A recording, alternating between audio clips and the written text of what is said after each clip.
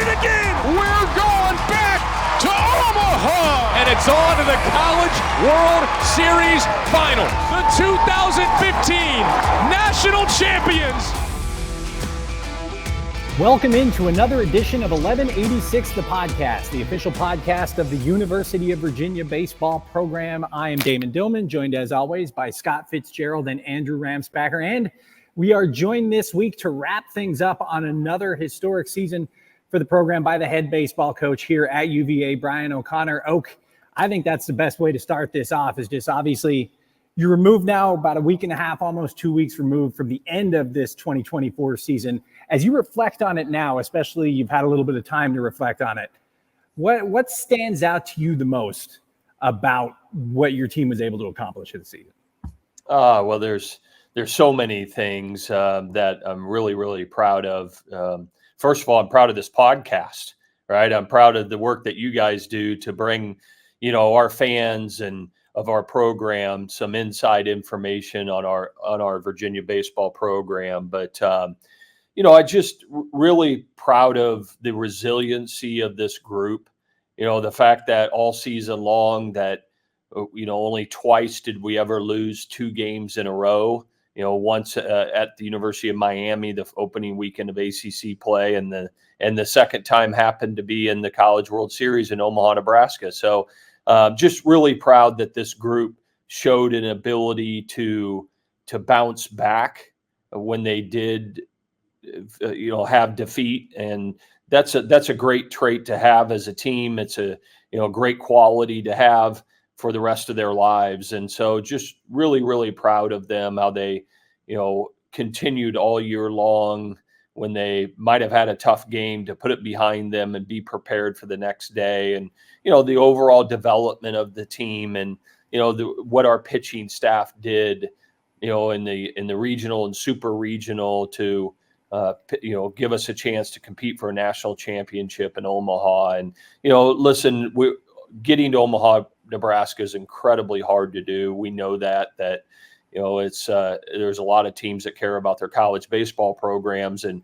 just to say that this is another year that we made that trek to Omaha, and it didn't produce us results out there, but we had the opportunity and just didn't get it done. So David, I'd say overall just the resiliency of this group, but even more than that is how they represent this baseball program.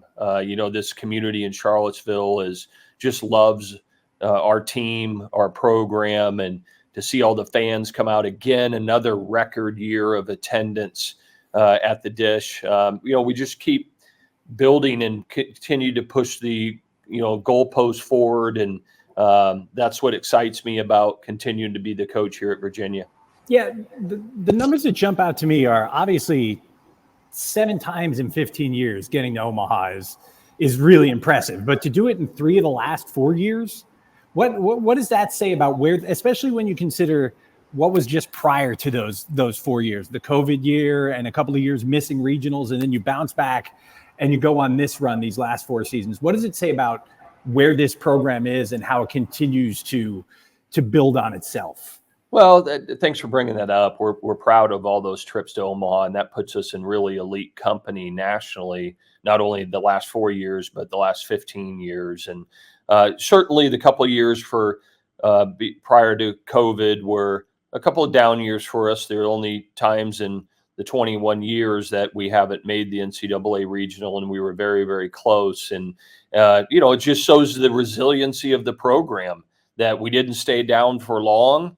We recognized what we needed to do and the adjustments we needed to make to get the baseball program back on top, and that's where we've been coming out of COVID. So just extremely proud of that, and the young men that decided to make the commitment to come here. I think about the junior class that just finished and the 3 years that they had here, and and the sophomore class that's been here for 2 years and have been to Omaha twice. So, just impressive young men that, wanted to make sure that we got Virginia baseball back to where it needed to be. And there's a little bit of a dip there, and we figured it out and got it back on track. And I'm extremely proud of that. Brian, you mentioned the junior class, and I think a moment from that final press conference in Omaha kind of went viral in a sense, right? And what Jay said about you on that podium. What did that mean to you to see him kind of get that emotional and to talk about what you have meant to him and what this program has meant to him in his career here? Well, when you're on the dais and you're speaking to the media as a player or coach, you've earned the ability to say whatever you want, right? And I didn't want Jay to do that, but he's an invested, emotional young man, and very appreciative of the kind words that he shared, and how much this baseball program and his relationship with me has meant to him. And I'm sitting there listening to it, and I've got tears in my eyes, because you see about and hear about how passionate a young man is and how grateful he is for the opportunities that he has. And so just really proud of him. We wouldn't have been in Omaha had he not stepped up the last couple of weeks in the regional and super regional. I'm forever proud of Jay Woolfolk, because he'll have for the rest of his life, when his team needed him the most, he was the best he's been in our uniform in his career. And he will always have that when he hits the other potholes in his life, that, he can reflect back to when his junior year, when his team needed the most, he stepped up. So, certainly as a coach, you work every day to try to do the best you can to impact young people. And it doesn't work out for all of them. You set out to try to make that happen. But, Jay's somebody that feels like this program made a difference in his life. And that's I'm extremely proud of that. And, I know it was heartfelt what he shared. And I actually just had Jay in my office this morning for 30 minutes, and we were meeting again. And, I hope the Major League Baseball draft works out for him, because he has worked extremely hard for it. Is that the kind of stuff, like why you get into coaching? Is to see someone like his story this year was pretty remarkable. I mean, right? His first year just concentrating on baseball. There's these high expectations on him from the draft for your team, what have you.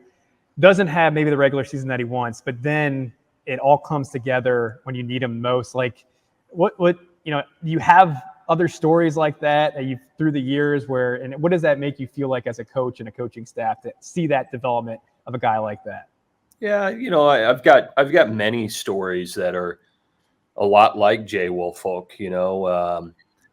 You think about what Griff McGarry did in his career and the talent that he had, and he harnessed it at the most important time when his team needed him. I think about Brandon Neek stepping up in 2021 and what he did. And, there's just many, many stories about guys that are their best when they need to be their best. And, what a great, lesson to learn. And again, those guys have that for the rest of their life, because they'll encounter challenges down the road out in baseball and outside of baseball. Andrew, that's, at its core, why I got into coaching, right? And is that my college coach, I've said it many times, made such a profound impact on my life. And, it was an opportunity for me to do the same thing. And, when you start this journey as a young coach, for me, it was when I was, 22 years old. And when I got into coaching, is you have to get in it and stay in it for the right reasons. And sometimes, a lot of wins, championships, coaches of the year, money, all these kind of things, new jobs, all that kind of stuff, happen, and it can get clouded at times for some people. But, I've really always focused on doing the best I can to stay present and understand and remind myself, after every season, why do I do what I do?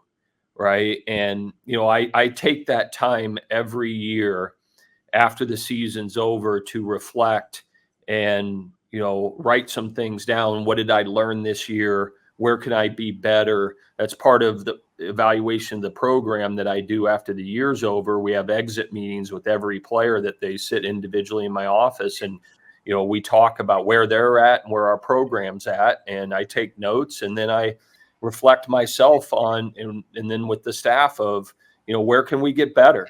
And so, but at its core, it's what I love to do is through the game of baseball, through the opportunity that we have every day in practice and games, get these young men to learn, how are they going to learn personal responsibility for their own self-direction in life.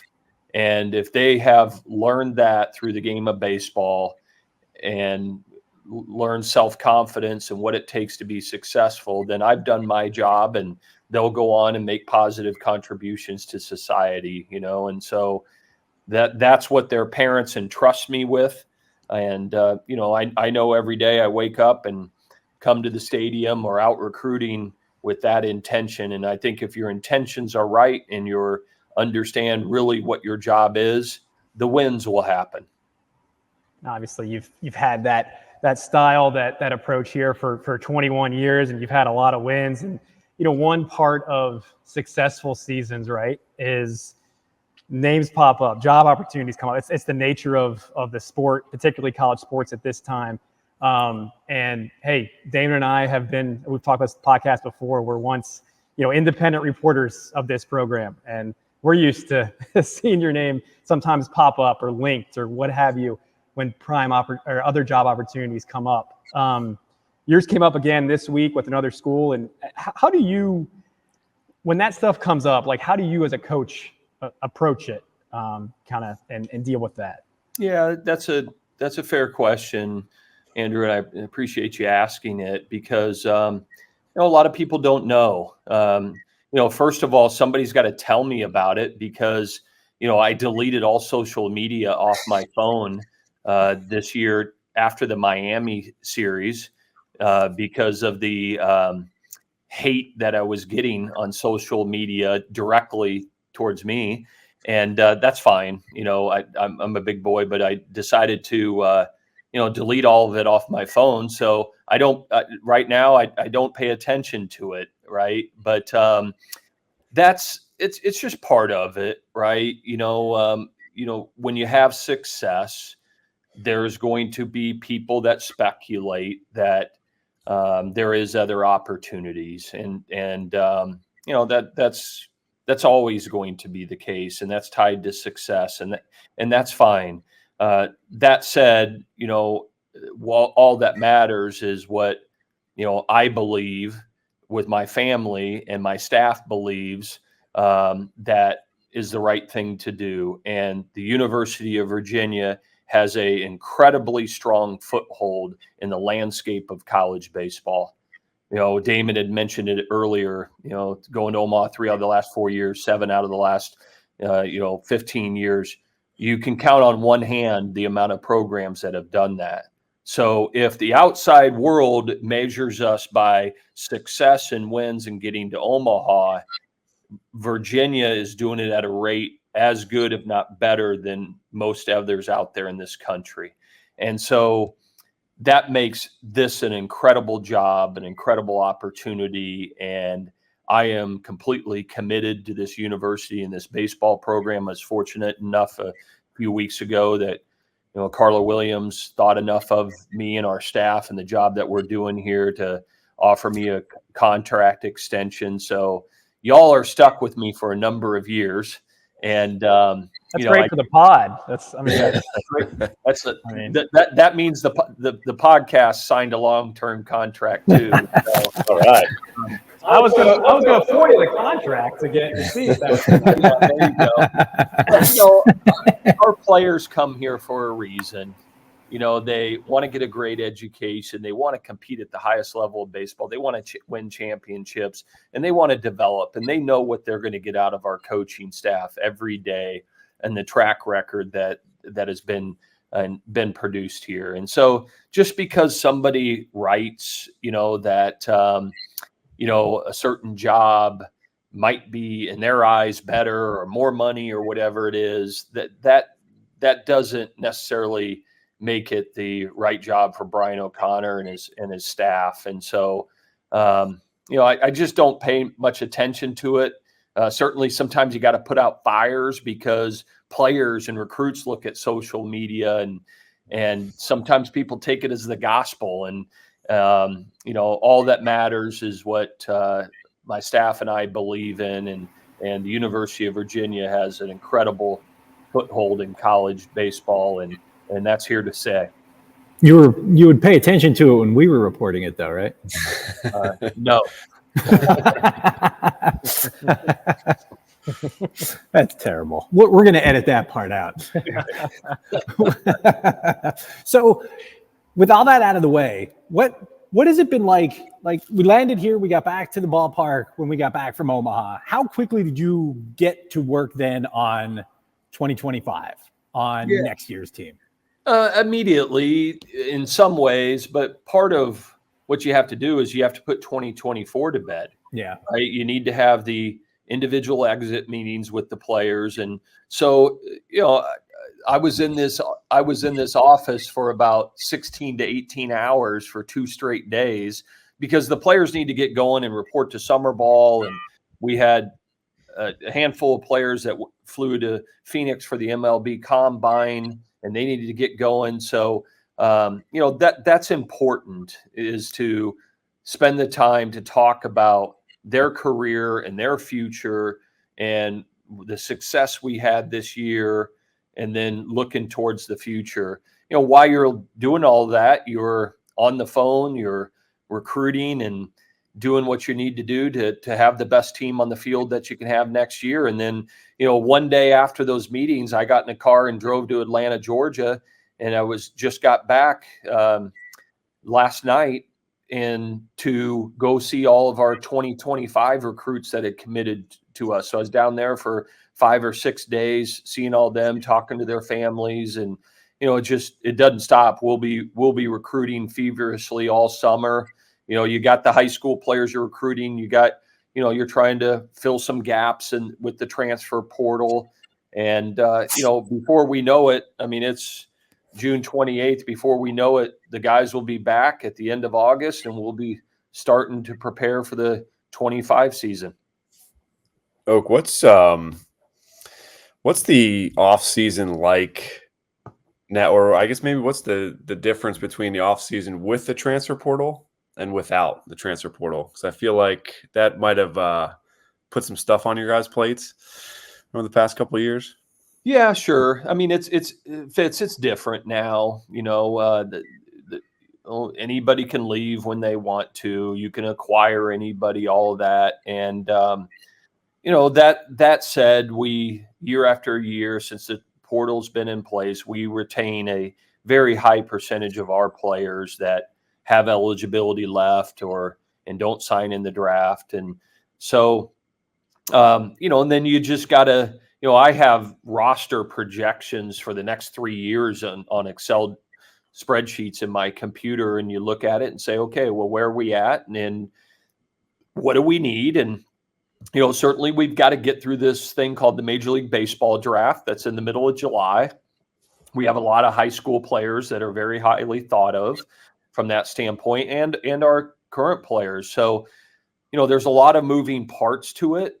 We really won't know for sure what next year's team looks like until, the latter part of June.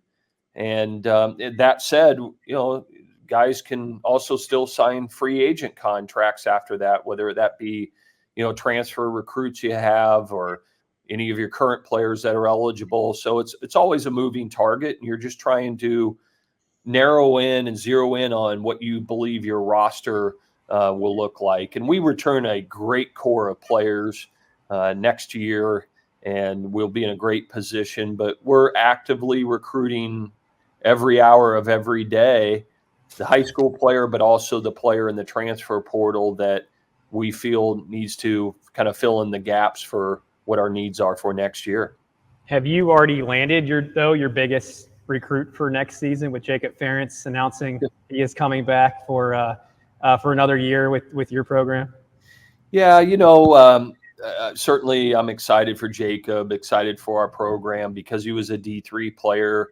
He got 2 COVID years, and we knew him coming in that he had 2 years. And, I had my end of the year meeting with Jacob, and, then a couple of days he followed back up with me and, expressed serious interest and just really said that, Coach, I don't want to, leave anything out there. And I love college baseball, and I'd really like to come back and play one more year. And, and part of a degree plan and things like that, there's a lot of things tied to it. And so, I certainly was excited about that, did not expect that, but, he made that decision.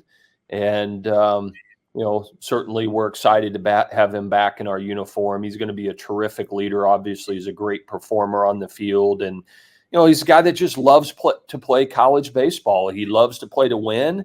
He loves his teammates and the environment that we have here. And, we're fortunate that we've had him for 1 year in the season he had. And, he'll be back next year in a Cavalier uniform. And certainly it was a big get for us.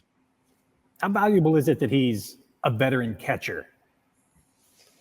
Yeah, very valuable. We all know Kyle Teal basically caught every inning for 2 years for us. So him and Jacob and Ethan did a great job behind the plate this year. And catcher's a position that you have to be strong at. Obviously you got to be strong on the mound, but that guy back there touches every ball. He touches the ball more than anybody on the field, and so his experience back there, his leadership is a really huge, valuable asset for us, moving into next season. You mentioned earlier about guys going off to play summer ball. How much are you keeping tabs on them while they're out there, or are you in contact with them? How does that all work while they're out there, on the job essentially this summer?